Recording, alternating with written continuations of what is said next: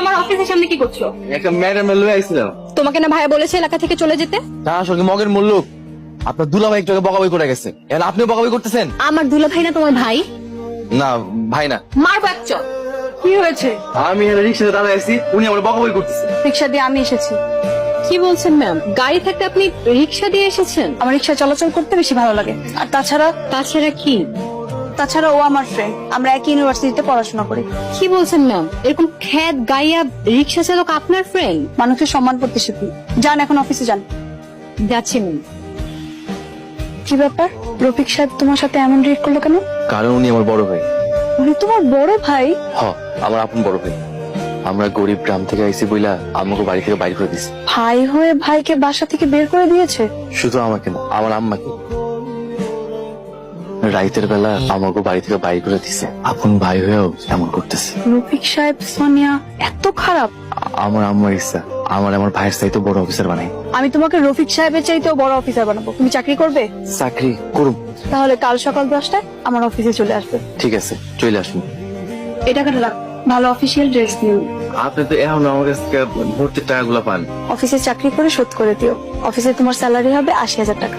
80,000 টাকা? এই সুখবরটা আমার গিয়া দিই। আচ্ছা ঠিক আছে, তুমি আন্টিকে সুখবরটা দাও আর কাল ঠিক সময় মতো চলে এসো। এখন চলো। আম্মা, মামা, হ্যালো মামা।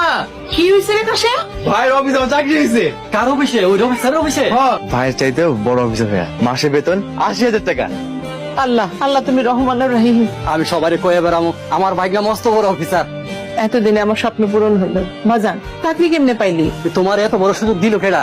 যে ম্যাডাম আমার ভর্তি করেছিল এই ম্যাডামের অফিস, তিনি আমার চাকরি দিচ্ছেন। মায়েদের একদিন আমগো বাড়িতে নিয়ে আইস। কিন্তু আপা, এই মায়াটার এই বস্তির মতো আনা ঠিক হইব? আইতে কইলে আইব, তার কোনো অহংকার নাই। আমার ভাগ্নার অনেক বড় চাকরি হয়েছে, আজকে আমি সবারই মিষ্টি কিনা খাওয়াবো। চল বাজা, কিছু খাবি, মুখটা তো একটু শুকিয়ে গেছে গা। আসসালামু আলাইকুম। ওয়ালাইকুম আসসালাম। উনি মিস্টার কাশেম, আমাদের অফিসের নতুন এমডি। কি বলেন ম্যাডাম, একজন রিক্সাওয়ালাকে এমডির পদে বসিয়েছে? আমি কাকে এমডি চেয়ারে বসাবো না বসাবো তা আপনি বলার কি? Sorry madam. কাশেম রিক্সা চালিয়ে ভার্সিটিতে পড়াশোনা করে, তার যোগ্যতা আছে এমডি হওয়ার। সোনিয়া। জি ম্যাম। কাশেমকে ফাইলপত্রগুলো বুঝিয়ে দিবেন। যাকে আনস্মার্ট গাইয়া খ্যাত বলতাম তাকে আমার স্যার বলতে হবে?